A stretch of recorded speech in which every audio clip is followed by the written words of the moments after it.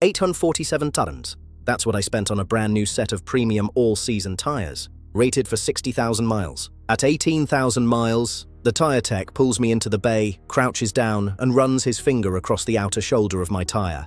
Bald, worn to the wear bars. He looks up at me and asks one question. What pressure are you running? 32 PSI. Exactly what the sticker on my door says. He shakes his head slowly. That's your problem right there.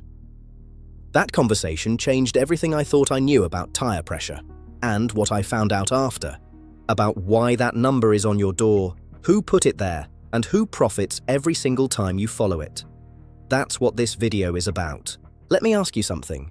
Where did you get your tire pressure number? If you're like 8 out of 10 drivers, and the NHTSA says exactly that, only 19% of drivers properly inflate their tires, you got it from that little sticker inside your driver's door jamb.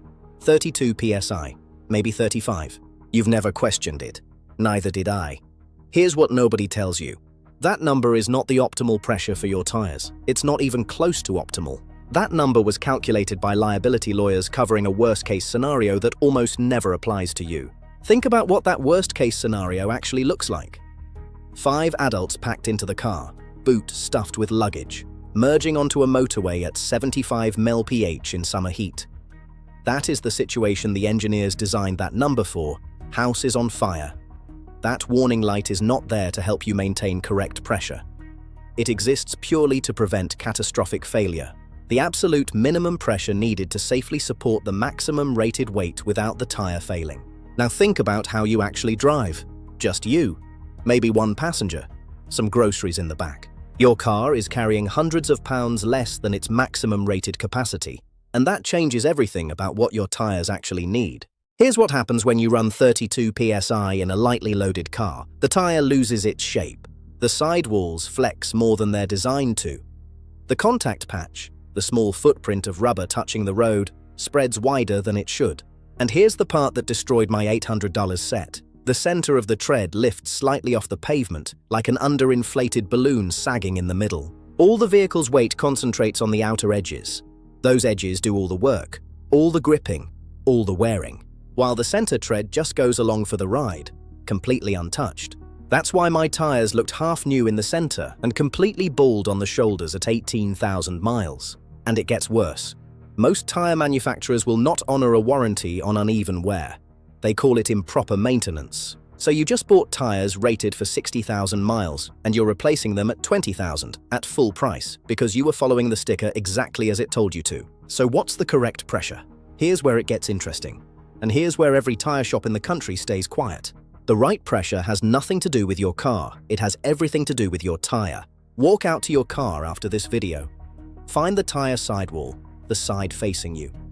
Look for the words max press or maximum pressure. On most standard passenger tires, you'll see something like max press 51 PSI. That number is what your tire is actually engineered to handle. Not 32, not 35, 51. Now here's the maths that changes everything. The optimal pressure for even tread wear, best fuel economy, and sharpest handling sits 10 to 15% below that maximum. For most passenger tires rated at 51 PSI, that sweet spot lands between 38 and 42 PSI. I know what you're thinking right now. That sounds dangerously high. If you've spent your whole life at 32, running 40 feels like you're about to blow something out. So let's put it in real perspective. If your tire is rated for 51 PSI maximum and you're running 40, that's not even 80% of its rated capacity. You're not overinflating anything. You're running the tire closer to where it was actually designed to perform. After I replaced my destroyed set, I ran an experiment. Same brand, same tire model, same driving habits. One variable changed. Pressure. 40 PSI instead of 32. I put 35,000 miles on that set. They're wearing perfectly even across the entire tread. Not a hint of edge wear. At this rate, they'll easily exceed 70,000 miles. But here's the part that really woke me up. My fuel economy improved too. At 32 PSI, I was averaging 26.4 miles per gallon. At 40 PSI, I'm now averaging 28.1. That's a 6.4% improvement. Over 15,000 miles a year at current fuel prices, that's roughly 120 tons saved annually on fuel alone. Add the extra tire life and you're looking at close to $300 saved every single year, just from ignoring that sticker. Now here's where most people make their second mistake. They set their pressure correctly, 40 PSI, feel good about it. and then think, if anything goes wrong, my TPMS warning light will catch it. It won't. Not when it actually matters. Here's how TPMS actually works. That little light on your dashboard triggers when pressure drops 25% below the manufacturer's recommended level. If your door sticker says 32 PSI, that warning light will not illuminate until you hit approximately 24 PSI. 24 PSI is not a maintenance reminder, that is an emergency. At 24 PSI, your sidewalls are flexing so violently that heat buildup alone can cause a blowout. Your stopping distance has increased dramatically. According to NHTSA data, improper tire pressure is a contributing factor in 660 traffic fatalities every single year. Not bald tires, not blowouts from debris. Improper pressure in tires that looked completely fine from the outside. By the time that light comes on, you've already been destroying your tires for weeks, possibly months, silently, while you drove around thinking everything was fine. Think of it this way. Your TPMS is a smoke detector. It doesn't beep when the kitchen gets smoky. It screams when the house is on fire. That warning light is not there to help you maintain correct pressure. It exists purely to prevent catastrophic failure. Two completely different jobs. Both are critical for safety. There's one more thing about TPMS that almost no one knows, and even fewer tire shops will tell you. When you inflate your tires, the TPMS system does not automatically update. It still uses the old baseline values from the last time it was calibrated. So if your tires were low at 28 PSI before you filled them, the system thinks 28 PSI is normal. 2 weeks later, if one tire leaks down to 30 PSI, the system won't alert you because it thinks you're still fine. To reset it properly, turn the ignition to on without starting the engine, access vehicle settings, find the TPMS reset option, confirm, then drive above 30 mph for several minutes so the system stores the new values. Check your owner's manual for your specific model. Skip that step, and you've effectively disabled your safety system while believing it's protecting you. So what actually watches your pressure between emergencies? You do. With a gauge. Buy a digital tire pressure gauge. They cost about $12. Keep it in your glove box. Check every tire. Cold. On the first morning of every month. Cold means the car has been parked for at least 3 hours. Hot tire readings are useless. Driving raises internal temperature by 50 degrees or more, inflating the reading by 4 to 6 psi. If you check after driving and adjust down to hit the recommended number, you've just underinflated your tires. Don't do it. Here's something that catches every driver off guard. You set your tires to 40 psi in September. Feels good. You're doing it right. November arrives. Temperatures drop. You grab the gauge, 34 psi. You've lost 6 psi and never touched a thing. This isn't a leak, this is physics. For every 10 degrees, about 5.5 degrees, drop in outside temperature, your tires lose approximately 1 psi just from the air inside contracting. Set your tires in summer at 25 degrees, and when winter drops to 5 degrees, that's a 30 degree swing. You've lost 5 to 6 psi without a single puncture. That 40 psi you set in August quietly becomes 34 by December, and your TPMS, sitting silent at its 24 psi emergency threshold, says nothing. 2 specific moments to check more than once a month. First 2 weeks of autumn when temperatures start falling fast. First 2 weeks of spring when they swing back up.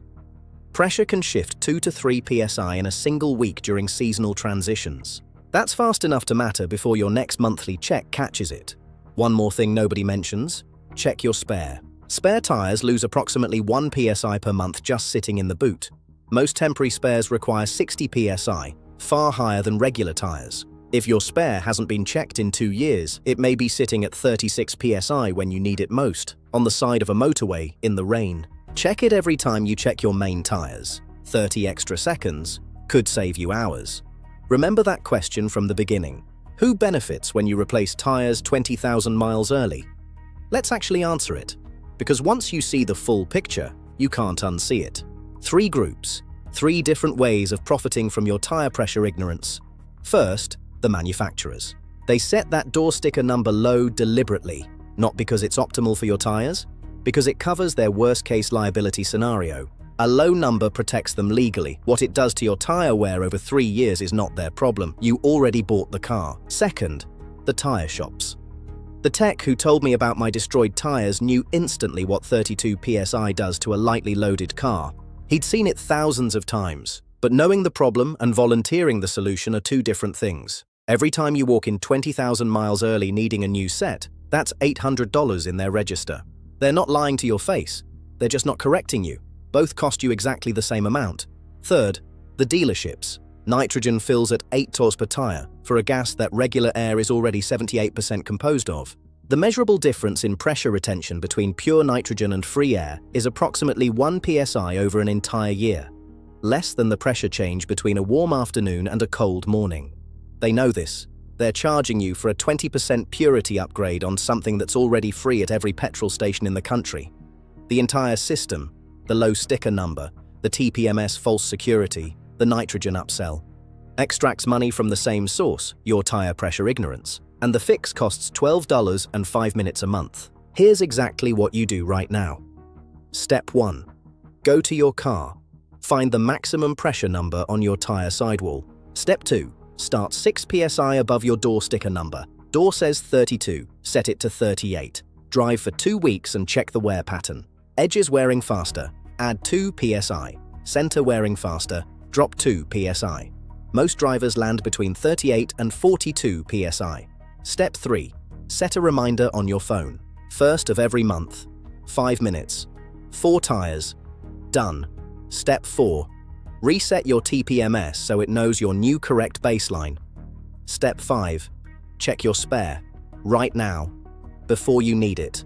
That's the whole system beaten. $12 gauge, 5 minutes a month, $300 saved every year. Now, what pressure are you running right now? Drop it in the comments. I'll tell you exactly whether you're in the safe zone, the wear zone, or the danger zone. And if this video just saved you from destroying an expensive set of tires, hit subscribe. Because every week we cover the things the automotive industry quietly hopes you never figure out.